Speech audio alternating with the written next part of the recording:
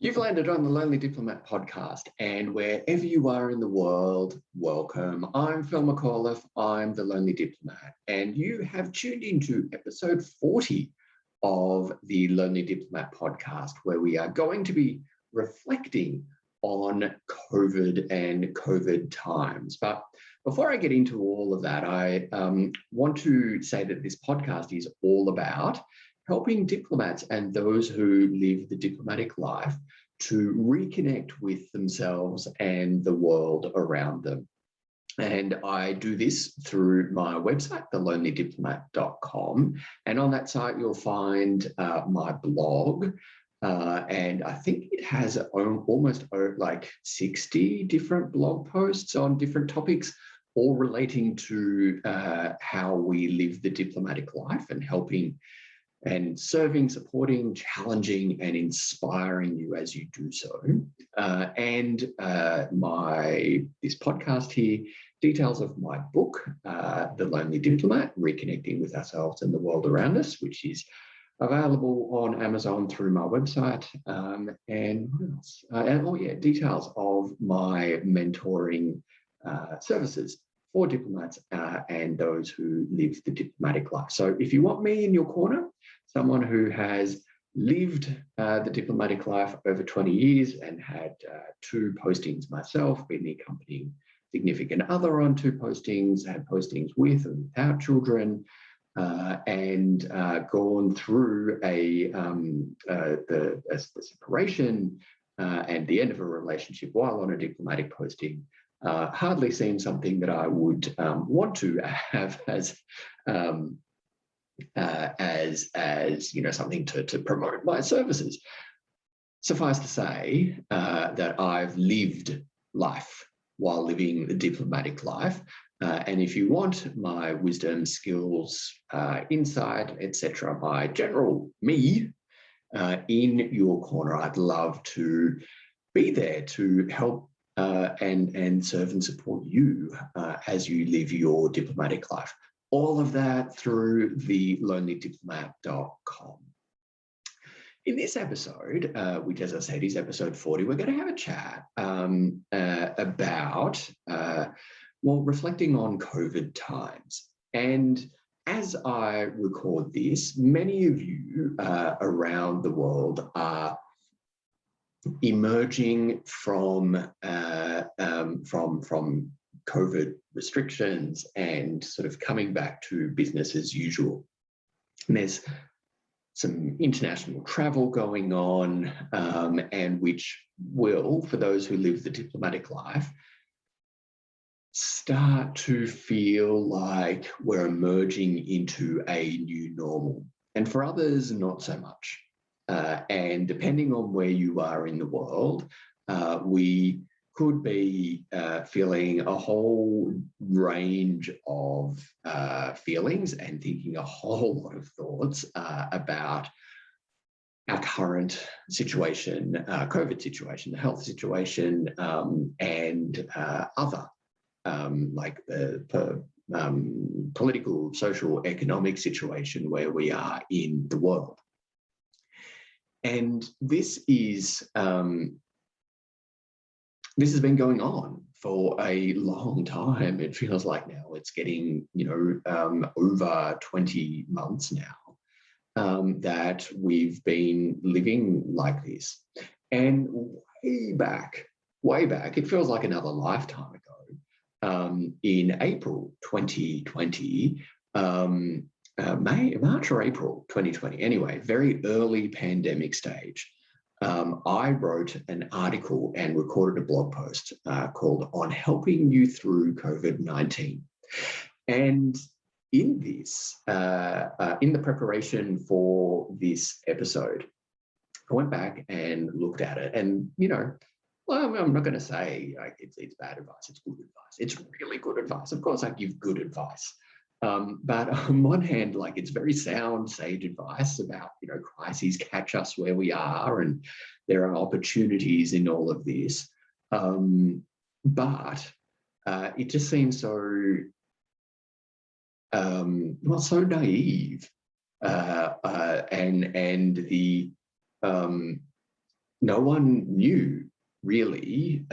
We may have suspected, but it was a bit too scary to suspect how long this could last for, how big COVID was, both in terms of the number of people it infects as a virus, but also the profound change it's had on our lives. And yeah, there's something just a bit charming, if that's a word that I can use to describe my own work. It's something just a bit charming about the naivety, and using this as a time to cocoon and stuff. But really, how long do we have to be in the bloody cocoon before we emerge as the awesome butterfly? So what I want to do in this chat with you is to ask a couple of questions. And share a couple of reflections of my own about what I've learned about COVID times and what I've observed and worked with others in over the past few weeks and months about learning from COVID. So moving beyond the charming naivety of my work in March, April last year, in 2020, I want to ask a question. And one of the things that, and it goes to a central theme, indeed it's in the title, The Lonely Diplomat, of my work, and that's loneliness. And one thing that this pandemic and physical distancing, isolation, time in quarantine has taught us is the importance of genuine, authentic human connection. And we all need it as humans, diplomats and those who live the diplomatic life included. We all need connection. We all need to feel seen. We all need to feel heard, and we all need to feel that we belong. And that can actually, for many of us, be very difficult to do when we don't actually have people physically with us. So it may have actually brought loneliness to your attention in a really unwelcome way. May have brought loneliness to your attention. And loneliness is my thing. I wish it was something else oftentimes. And on my content for The Loneliness Guy, which is a blog and podcast that I have for gay men, I often say that my audience would be far bigger if I had content on, talking about very attractive firemen holding puppies. That would be a much nicer, much more, positive and sometimes uplifting topic on which to share content with the world. And the same applies here on The Lonely Diplomat. But one thing, maybe not attractive firemen, but, attractive diplomats in suits holding notepads or something. I don't know. But I digress. But let's get back to it. What it is that I'm asking here is the reflection on the concept of loneliness. And in the media,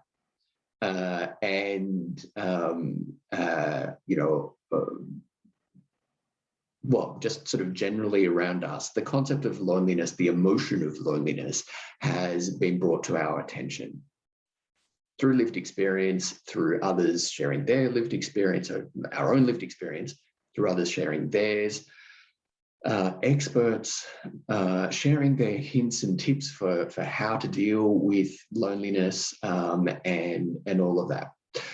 And I found myself like a grumpy old man a few weeks ago yelling at the TV here and during a news broadcast. And there was something here on the news which talked about, there is the pandemic, but there's a loneliness pandemic, and this is something that we all need to be paying attention to. Details coming soon. And it was an hour-long news broadcast, and it was 55 minutes into the hour-long news broadcast that they showed this story. And I thought, oh, great, it's going to be, I was almost sitting there watching TV with my pen poised over my notepad and like ready to take some notes. And it was just really disappointing. It was really disappointing as someone who, is an expert, dare I say, an expert in loneliness and the importance of human connection, the importance of authentic human connection, and where we don't get that, the impact that it has on our lives, and starting a conversation, normalizing the fact that we are human. When we project images of perfection, of always having it together, of always being on, and what that does to us, what that can do to us, and knowing that, how we can support ourselves, how we can support each other, with the inevitable impact that has on our lives. I was ready to learn. I was ready to take stuff in so I can, process it and share my thoughts with you. But I was disappointed. And this is something that keeps on coming up when we talk about loneliness, and the focus of it, the focus of loneliness, and that story on the media was on loneliness in old people. Don't get me wrong. Loneliness in the elderly is an enormous problem, and came to our attention when we couldn't visit our parents, when we couldn't visit our grandparents if they lived in nursing homes. We stayed away from them so we didn't get them, we didn't infect them, we didn't accidentally put them in a very difficult health situation. We didn't kill them. And the story focused solely on the impact of loneliness and isolation on old people. And I just had this sense of, in my disappointment, of an opportunity lost. Because when we only have conversations about loneliness when we're old, if we only have conversations about loneliness when we are grieving, so be that after the unfortunate death of a loved one or the end of a relationship, those grieving processes, that actually does further perpetuates. It does a disservice. It further perpetuates the concept and the belief that loneliness is something for other people. And if we're not bereaved, if we're not going through grief, and if we're not old, then that kind of loneliness, the void, the wanting to be around people but can't be around people, the feeling alone even though when surrounded by people, when we don't feel that we belong, when we're not seen, when we're not heard for who we are, and you happen to be in your 30s, your 20s, your 40s, your 50s, you don't identify as old, you don't identify as bereaved, then where's that conversation? Where's that conversation? Because sure as eggs, you have felt loneliness. You're a human. You have felt loneliness, and you may or may not have recognized those feelings of not being seen, heard, and feeling that you belong as loneliness. And then you go to, get help or something to increase your awareness and help yourself out. And you see all the help and support is on old people and the bereaved, not denying that anything, that they're not worthy of support. Of course they're not. We're all worthy of support. So one thing that then got me, after I stopped yelling at the TV like some grumpy old man, I got to thinking, and we've gone through a lot collectively as a global community, within our families, within our friendship networks, within ourselves. We've gone through a lot, and undoubtedly, a whole lot of life has happened to you, around you, over the last 2 years. And also, I'm going to say you've done an awful lot of work. There's been a lot of demands on your time. So be you the diplomat, be you the person who works in diplomacy, that you have been called and compelled to work more, to respond to, crises with limited resources, limited time, limited budget, limited people to help you with doing it. And if you are an accompanying significant other and love the diplomat, even if you don't love the diplomat, and if you feel like you're with the diplomat, you're living a diplomatic life, you've also been there when that's been going on. You've been called to act and respond. And many of us, I feel, have spent the last 2 years going from crisis to crisis to crisis to crisis to crisis in perhaps a way that we've never known in our own lives. And those responding to the crises, is energizing,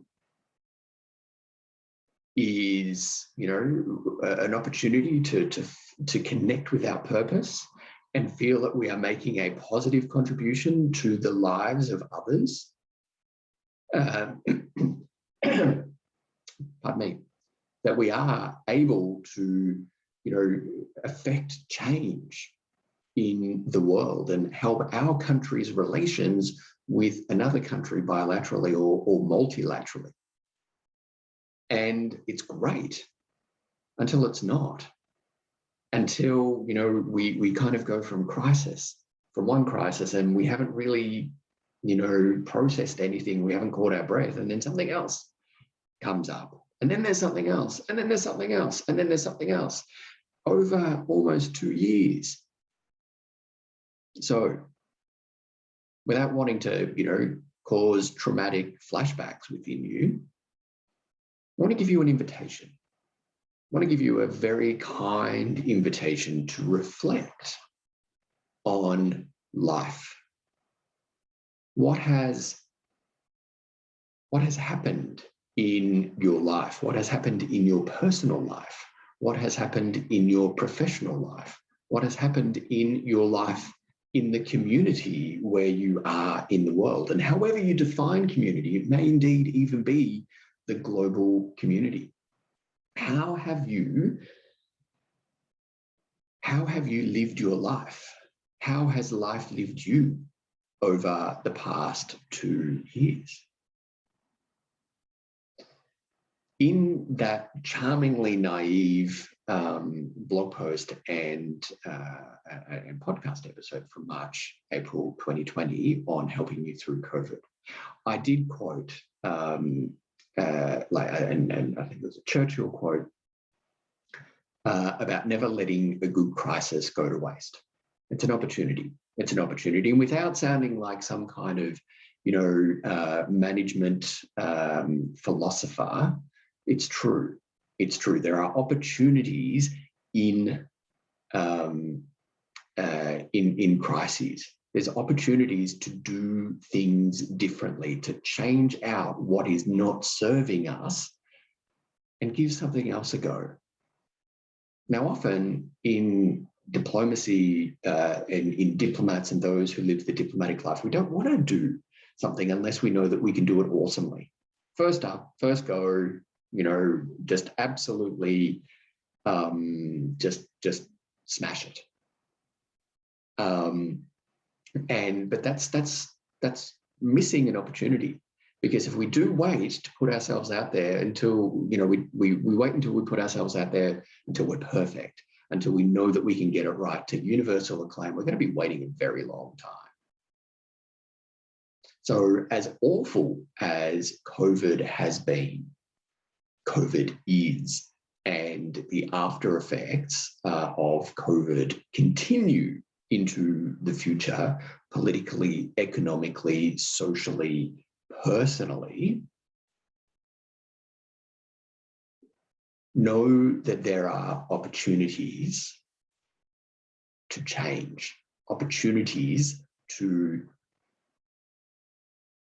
sort through and identify within ourselves that which does not serve and replace, give something else a go that we know might not work, but we know in the doing aligns with who we are and why we're doing it. So it aligns with our personal values.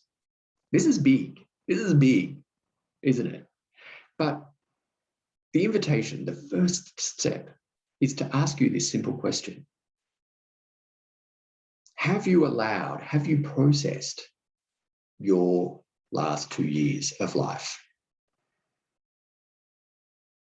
Have you spent some time, have you sat down, with a pen and paper and listed out all the things that all the things in life that you have lived over the last 2 years?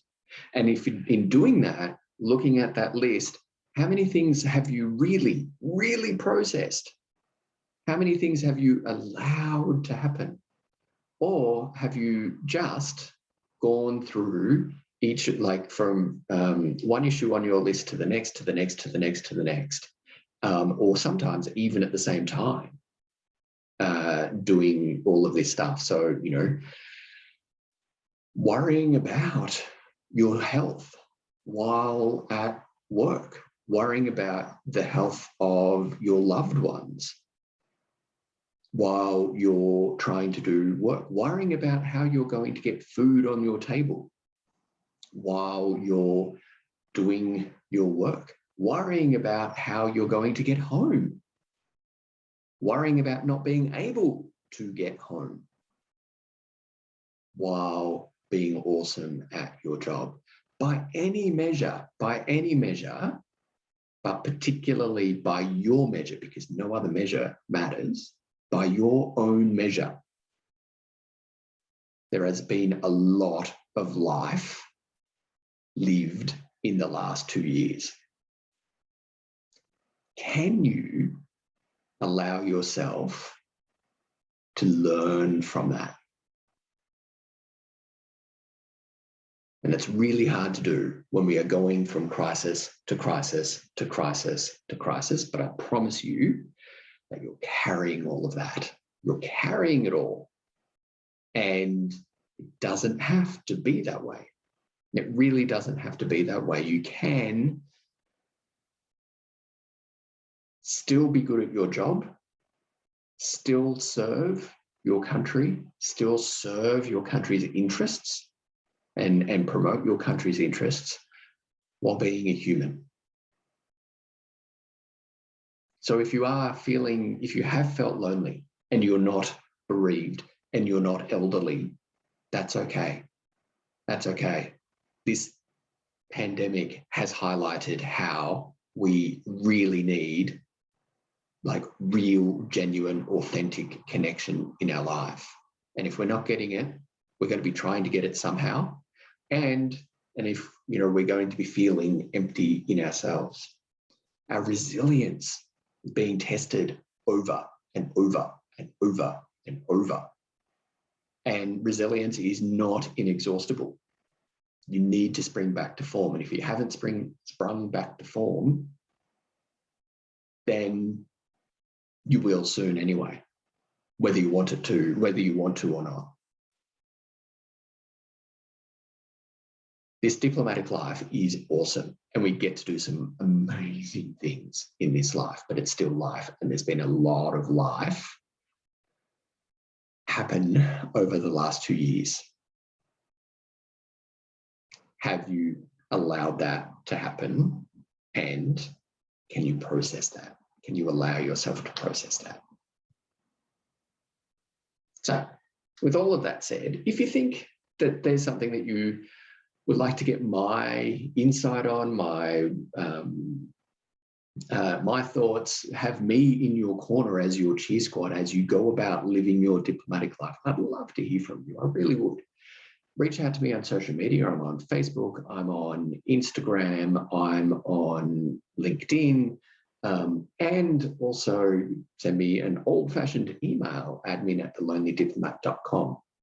It would be a pleasure to mentor you through my mentoring services.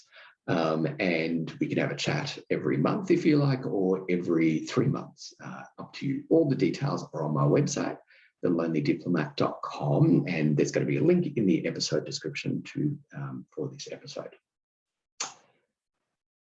Probably need to go and get yourself a cup of tea or something, and because this might actually, these simple questions might actually have you thinking some uncomfortable thoughts and feeling some uncomfortable feelings. That's okay. That's okay. You're an awesome human. But it's time. It's time to allow yourself to be human. On that note, it does sound like you're getting ready to go. Thank you so much for sharing some of your time with me today. And until we have another chat, stay well, stay kind, and stay awesomely and humanly you.